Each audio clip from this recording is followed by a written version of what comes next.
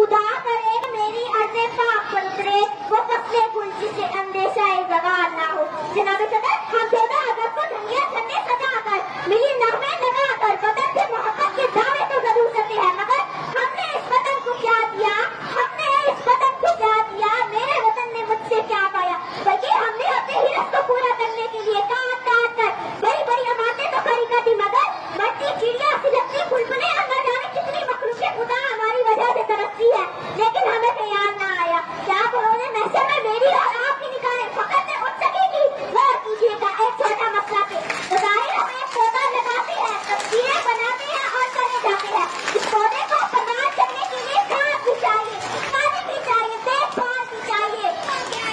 میں نے کتنی کی، آپ نے کتنی کی، سدا سوچ کے ہم نے اپنا درخت لگانے کی باتیں تو کی، مگر یہ بندہ دھرتی مجھ پر اور آپ پر حقی رہی۔ ناقص تو ہو اس وقت جب ایک درخت بھی اس سوئی زمین پر نہ رہے اور ہم اس آکسیجن اور ٹھنڈی ہوا کے جھونکے کو ترستے رہے۔ اس